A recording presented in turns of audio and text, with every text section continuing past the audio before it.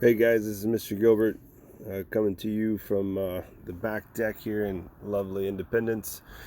I hope you guys have had a good week of snow days um, and have gotten to watch as much Paw Patrol and play as many games of Sorry as I have.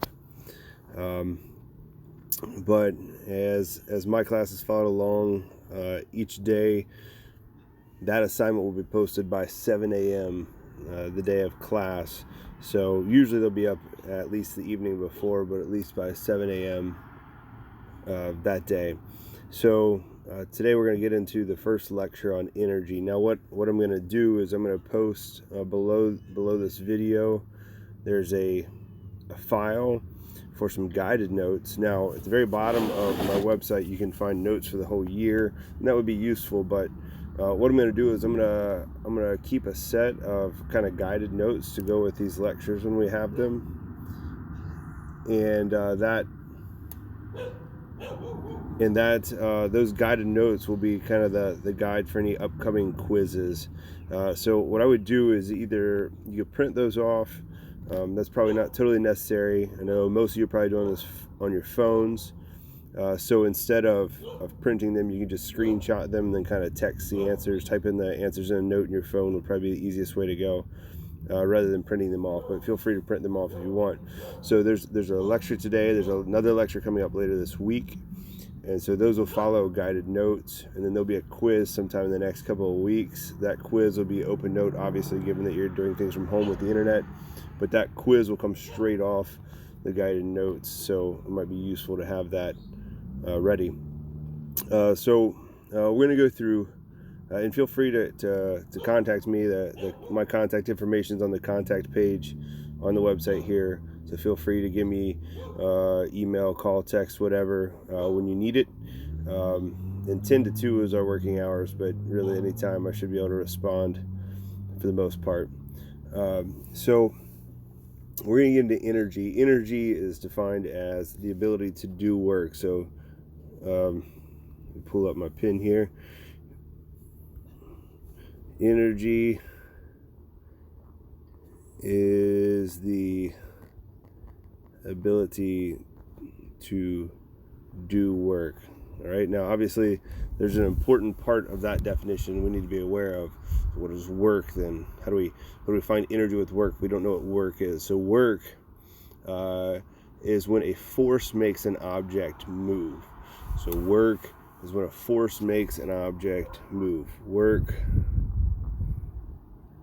is when a force makes an object move. All right, so there is an equation for that. Work is equal to force times distance. Work is equal to force times distance. So it's how much we push or pull on an object, and then how far it moves that object. That gives us our work. Now, work is usually measured in joules. Force, in my class, is already studied, is measured in newtons, and distance is measured in meters. So work in joules is equal to the force in newtons times the distance in meters. All right, so the energy is the ability to get that done. Both energy and work are measured in joules. Now, we're going to spend a little bit of time talking about different types of energy. This should all be review from freshman year. This isn't new information. It shouldn't be new information for you. So looking at a few things on types of energy. So the first thing we'll look at is potential energy, or energy that is stored. Potential energy is stored, or there's a chance for that energy to exist, for something to move. So nothing's moving yet. There's a chance for it to move. So let me erase your screen here.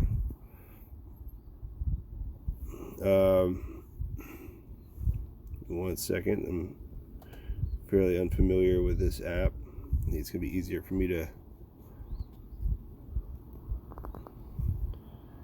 do this way. There we go. All right, so potential energy is the energy that is stored or gives you a chance to do something. So the one that people usually go to as the example is gravitational potential energy, is GPE, gravitational potential energy, or GPE. So if you think of G.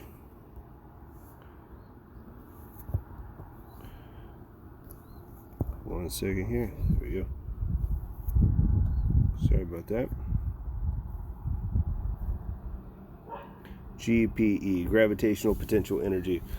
And that is equal to mass, gravity, and height. That is how massive something is, what there's a mass in grams or kilograms, times gravity, which is on Earth is 9.8 meters per second squared, and how high up that object is, so what the distance is.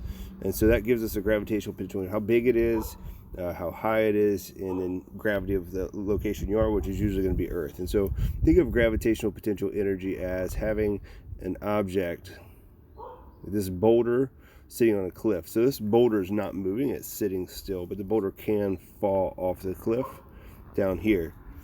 All right, and so in this case, it has potential to move. It has potential to move some distance, right? Remember, energy and work are force over distance. So something has to be moving, some distance has to be traveled, otherwise that's zero. And so there's stored energy here, but no actual energy yet. So let's say this cliff is 10 meters high. This cliff is 10 meters high, and let's say this is a 10 kilogram boulder. It's sorry about that. This is a 10 kilogram boulder. So we have a 10 kilogram boulder at 10 meters high. Right, so 10 kilograms, to give you an idea, is about 22 pounds. So a 22-pound rock sitting at the top of a cliff that's 10 meters high, that's about 32 feet. All right, so this boulder is going to fall off the cliff. So gravitational potential energy of this boulder is going to be GPE equals the mass, 10 kilograms, times gravity on Earth is 9.8 meters per second squared, times the height of 10 meters.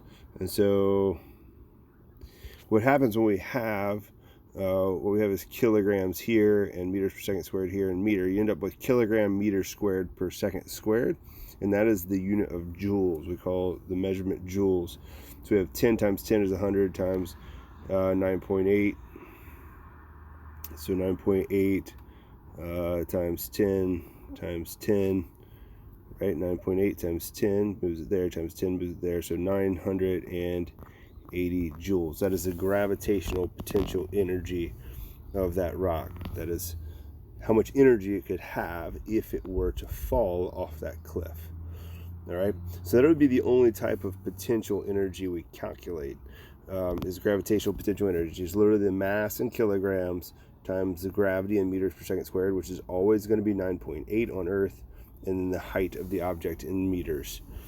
So other types of potential energies that we want to talk about would include elastic potential energy, so something that's stretched and will rebound. Think about having a rubber band, for instance, that you're going to snap somebody with. That is elastic potential energy. It's pulled back, and so if you let go, that becomes kinetic energy, energy of motion. So it's potential, it's not there yet. Chemical potential energy, having gas in your car's not moving, it's sitting still, but it has fuel in it to combust, and so it's potential energy. And so those are other examples of potential energy. You have biochemical potential energy, like food in your digestive system that's being broken down. It's not causing anything to move yet, but it will. So those are potential energies. Kinetic energy is the energy of an actual moving object. So kinetic energy is the actual moving. So anytime you see this kinetic, anytime you see this, what we're looking at here is something that's moving. So like a kinesiologist, somebody who studies like exercise science and moving of the body and things like that. So that's anytime you see that. So kinetic energy is the energy of motion, and kinetic energy, let me clear some space here for you. Kinetic energy is the energy of motion, and so there's a different formula for that we're going to look at.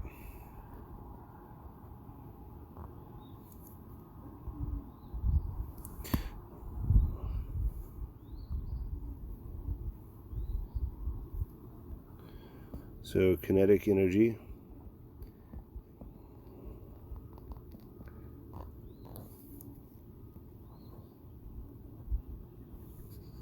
And kinetic energy, KE, is equal to 1/2 the mass of an object times its velocity squared. 1/2 the mass times the velocity squared. So how big it is and how fast it's moving squared. All right, and that is in mass in kilograms and velocity in meters per second. All right, 1/2 mass velocity squared. And so here's the reality is that a little wind gust there. So the reality is when we have that boulder that's on the cliff that we talked about before, all right, when that falls, so this is potential energy up here, it's gravitational potential energy, and as that falls it becomes kinetic energy. Right, so what happens if you think about that is the gravitational potential energy is going to decrease, because as it falls, the mass doesn't change and gravity doesn't change, but the height changes, so that number goes down. So as the ball falls, gravitational potential energy decreases, but the ball speeds up, and so kinetic energy increases because that velocity there. All right, so as potential goes down, kinetic goes up, and they are indirectly proportional. As gravitational goes down, kinetic goes up because it's speeding up. All right, and same is true with the gas in your car. So if I have a full tank of gas, as I start going, I start burning that gas. My car is moving. I have velocity in my car, but I'm losing the potential. I am losing gas. And so as potential energy decreases, usually we would say kinetic energy increases. All right. So mechanical energy is the last definition we're going to look at right away here. Mechanical energy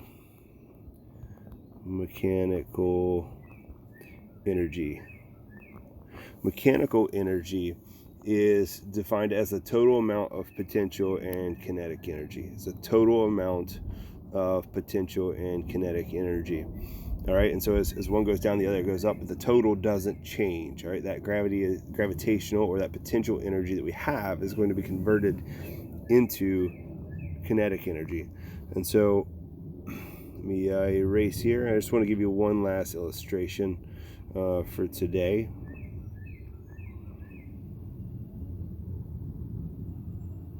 So if you could, for me, picture a swing set. It doesn't look like a very safe swing set, but picture a swing set with a child on it. There we go. There's a swing. My artwork is even incredible when I teach online. All right. I don't know what color this is. I can't see colors. But there's a kid sitting on the swing. All right, and the swing is going back and forth. All right, the swing is going back and forth. So we have a kid on a swing set going back and forth. And so what we need to realize is that up here at the very top at point A up here, gravitational potential energy is the very highest. But when you're on a swing and you go all the way back, you're not actually moving. There's a moment in time where you're resting. And so kinetic energy is at 0. So this is at its max, but kinetic energy is at 0. At point C over here, the same is going to be true. At point C, gravitational potential energy is maxed, but kinetic energy will equal 0. That moment in time when you get to the top of the swing and it stops just briefly and then you start going back down. If you've been on roller coasters or been to Kings Island, been on some of those rides that go back and forth like that, the pirate ship's a good example. That's just true. So your potential to fall is highest at the ends of the ride. All right, but there's no actual motion there. That's why we get scared, because we know we're going to fall. All right, the very, very bottom here, we'll call this point B. At point B, there's no gravitational potential energy.